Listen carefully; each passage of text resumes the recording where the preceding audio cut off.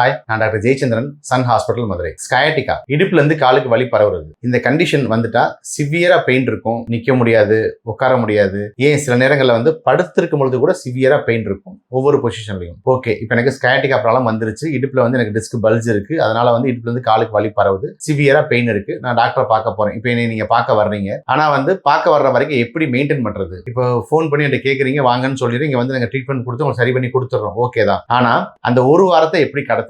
Pain இருந்தா அந்த பெயினை வந்து எப்படி மேனேஜ் பண்ணி வச்சுக்கிறது, அதிகமாக்காம பாக்குறது தான் இந்த வீடியோல பார்க்க போறோம். அதாவது ஸ்கயாட்டிகா வந்தா எப்படி படுக்கணும், எப்படி தூங்கணும், அவ்வளவுதான், வேற ஒன்றும் இல்லை. இப்போ பொதுவாக நம்ம படுக்கும் பொழுது குப்புறப்படுத்தோம் அப்படின்னா வந்து நம்ம L4, L5, L5S1 லெவலில் இருக்கிற அந்த டிஸ்க் பல்ஜ் அதிகமாகி நமக்கு இடுப்புல இருந்து காலுக்கு பரவுற வலியை வந்து கொஞ்சம் அதிகப்படுத்துறதுக்கான வாய்ப்பு இருக்கு. ஸோ குப்புறப்படுக்கிறது நம்ம ஸ்கயாட்டிகா வந்ததுன்னா சுத்தமா வந்து தவிர்க்க பார்க்கணும். பொதுவாகவே பேக் பெயின் இருக்கு அப்படின்னா நம்ம குப்புறப்படுக்கிறத தவிர்க்க பார்க்கணும். அப்படிதான் தூக்கம் வருன்ற மாதிரி நிலைமையில இருக்கிறவங்க அடி வயிற்றுக்கு கீழே ஒரு சின்னதா ஒரு பில்லோ வச்சுக்கிட்டு நம்மளோட பேக் மசில்ஸ் கொஞ்சம் ரிலாக்ஸ் பண்ணிட்டு ஹிப்பை கொஞ்சம் ரிலாக்ஸ் பண்ணிட்டு தூங்கலாம். ஸோ இந்த பொசிஷன்ல தூங்கலாம், பாத்துக்குங்க. நெக்ஸ்ட் சுப்பைன்ல படுக்கலாம், அதாவது மல்லாக்க படுக்கலாம். ஸ்ட்ரைட்டா மல்லாக்க படுத்து படுக்கும் பொழுது நமக்கு வந்து லேசா வந்து பேக் மசில்ஸ் வந்து கொஞ்சம் ஸ்ட்ரெச் ஆகும், மைல்டா பெயின் வரலாம். பொதுவா மல்லாக்க படுக்கிறது நல்ல பொசிஷன், எப்பயுமே எல்லா கண்டிஷன்லயுமே மல்லாக்க படுத்தா ரொம்ப ரொம்ப நல்லது. பட் மல்லாக்க படுக்கும் பொழுது எனக்கு லேசா பெயின் வருது அப்படிங்கிறவங்க நீக்கு கீழே ஒரு சின்னதா ஒரு பில்லோ வச்சுக்கிட்டோம் அப்படின்னா நமக்கு இப்ப இந்த பொசிஷன்ல நீ கீழே சின்னதா ஒரு பில்லோ வச்சுட்டோம் அப்படின்னா நமக்கு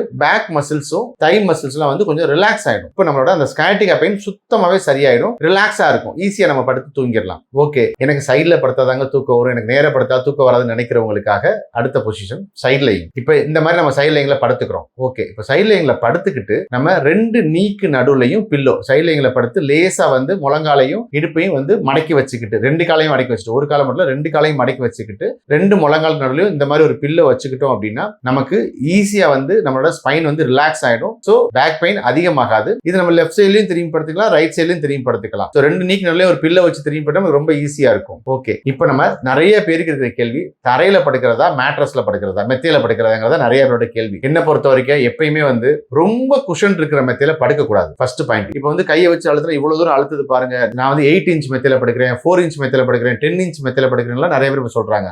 மெமரி ஃபோம் ஓகே தான், நான் இல்லைன்னு சொல்லலை. இப்போ எல்லாம் வந்து ஆர்த்தோபெடிக் மெமரி ஃபோம்னு நிறைய வருது. பட் ஒவ்வொருத்தவங்களோட வெயிட்டுக்கு ஏற்ற மாதிரி நம்ம வாங்கணும். இப்போ நான் வந்து 90 கிலோ இருக்கேன்னு வச்சுக்கிட்டு நான் வந்து 6 இன்ச் 4 இன்ச் வாங்கினா அது செட் ஆகாது. இப்போ எனக்கு வந்து என்னோட வெயிட்டுக்கு வந்து ஒரு 10 இன்ச் தான் வந்து செட் ஆகும். ஓகே, இதோட பெஸ்ட் வந்து நடுவில் நம்ம பழைய மாடல் மெத்த இருக்குல்ல, நம்ம காயர் வச்சு நடுவில் மட்டும் வந்து இது ஃபோம் வச்சு ரெண்டு பக்கமும் காயர் வச்சு சூப்பரா இருக்கும். அது வந்து மீடியமா தான் வந்து நமக்கு வந்து நம்மளோட ப்ரெஷர் போகும். படுக்கிறோம் அப்படின்னா அது வந்து ரொம்ப நம்மளை போட்டு அழுத்தாது. இப்ப இருக்கிற ஸ்ப்ரிங் மெத்த மாதிரி, இப்ப இருக்கிற மெத்தைகள் மாதிரி ஃபுல்லா வந்து இப்படி இல்லாம மைல்டா இருக்கிற மாதிரி இருக்கும். அந்த மாதிரி மெத்தைகள் வந்து கரெக்டா இருக்கும். இல்லைங்க எனக்கு தரையில தாங்க படுத்து பழக்கம், எனக்கு மெத்தல படுத்தா செட் ஆகாதுன்னு நினைக்கிறவங்க தரையிலே படுத்துக்குங்க. பில்லோ சப்போர்ட் மட்டும் நான் சொல்ற மாதிரி வச்சுக்கோங்க. பிளஸ் மெத்த பழசானா தயவு செய்து மாத்திருங்க. ஓரளவுக்கு மேல ஒரு 4-5 வருஷத்துக்கு மேல அதே மெத்தையை படுத்தோம் அப்படின்னா அது வந்து நமக்கு வந்து கூட கொஞ்சம் வந்து பெயினை வந்து வர வைக்கிறதுக்கான சான்சஸ் இருக்கு.